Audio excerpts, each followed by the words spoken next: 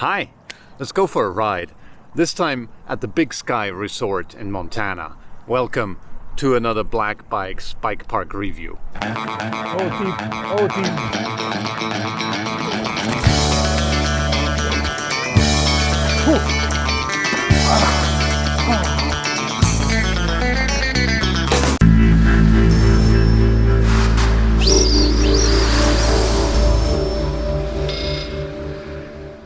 Big Sky is definitely one of the more polished, better developed and bigger resorts out there. The facilities are mostly pretty new. It's a great park.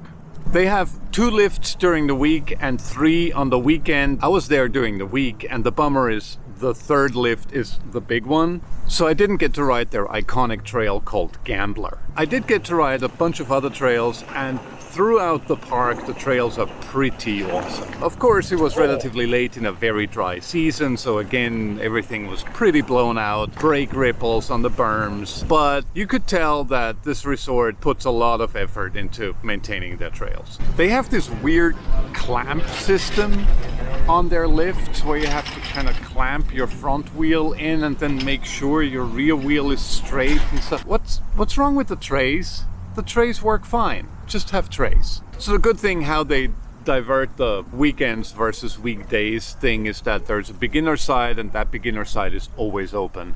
And it's very beginner indeed. It's very flat, very mellow trails. If you're a slightly advanced rider, you're not even gonna warm up there. And you don't have to, because there's decent warm-up trails on the bigger lift. nice. That was enough speed. But there's always a beginner section, and that is cool. From the very top, there's one home run type trail that doesn't go down to the resort, but it goes down all the way to the village of Big Sky.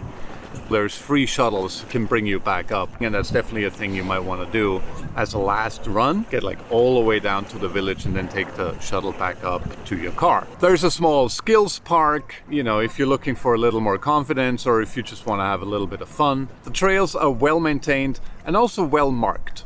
The map is clear. The marking of the trails includes features. If you have like a gnarly drop or a very steep section, they're gonna tell you, because if they say it's gnarly, Steep drop. Yeah, let's not. it's gnarly.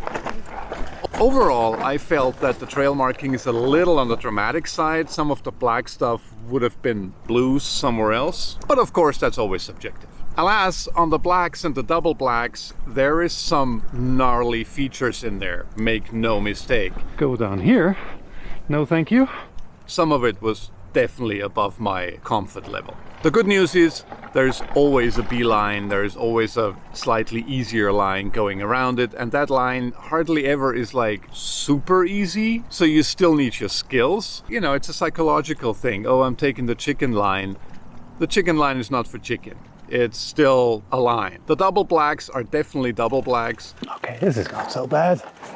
This is not so bad. This is bad. This is bad. Too much brake.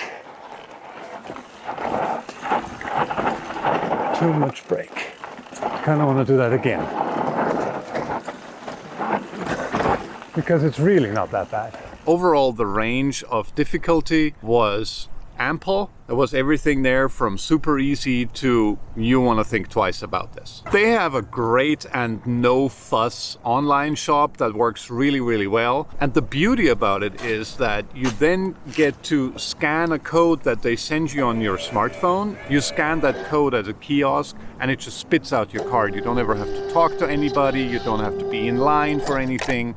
They have plenty of those kiosks at what they call the base camp, which is the ticketing office. The weekend bike haul ticket is $47, weekdays is $42. I thought that's perfectly reasonable for a bike park this size. Their bike rentals are a little on the pricey side, mainly because they only rent you a bike in a complete package with helmet and pads and everything. You get a trail bike for $128 and the bigger bike for $152. I didn't see the bikes. I don't know what they're renting. If you know, please do leave a comment. The scenery is, well, you're in Montana. It's beautiful. It's alpine, it's rugged. You have endless peaks on the horizon. It's gorgeous. It's pretty, that's for sure. The mountain that you're on and the mountains that you see, you're in Montana. It's good stuff. I felt pretty well protected during COVID times. There's masks required everywhere for the lifts. They will tell you to wear a mask. They're not just let it slide. Any indoor facility, ticket office, bars, restaurants, bike shops, you need a mask everywhere. There is tons and tons of off-bike activities if you're not feeling it for the day, if you want to stay a little longer and do the classic third day thing. There's zip lines. There is the world's saddest putt-putt, little mini golf thing on the plaza.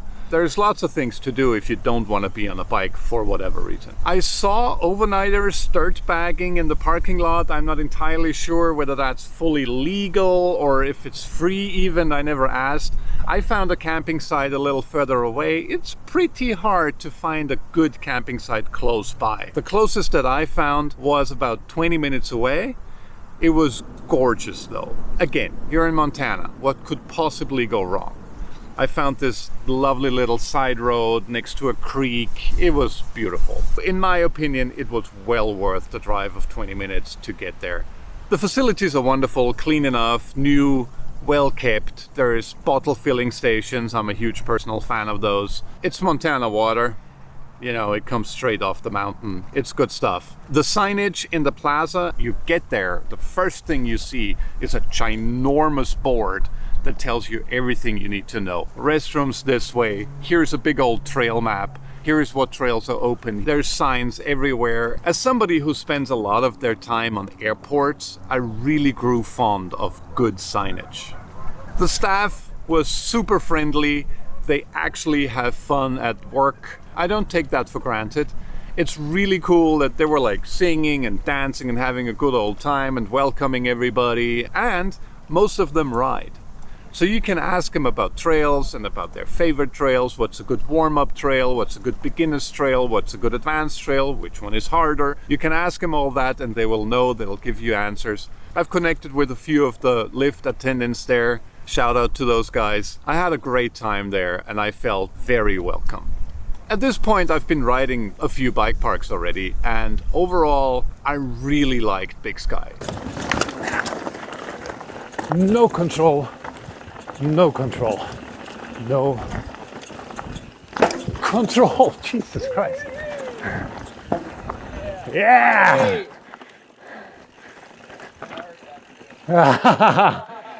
It was interesting, it was beautiful, the trails are challenging if you want it and fun if you want it. They claim to have 40 miles of trails, 20 of them are lift access, the other ones you have to pedal for. The lifts seem to be pretty new and they're ginormous. Look at this thing. This is like a spaceship.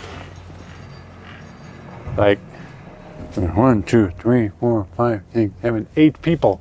And risking to make a comment that they've heard probably 100 times a day, the sky is not any bigger. But it's beautiful.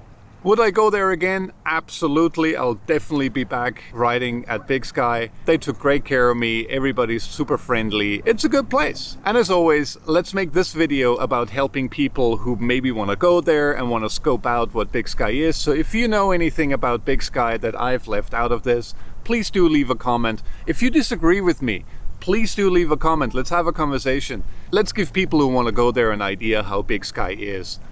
I would say, check it out. It's a good resort. All right, that's it for this one. I hope you enjoyed this review. Thanks for watching. Pedal hard.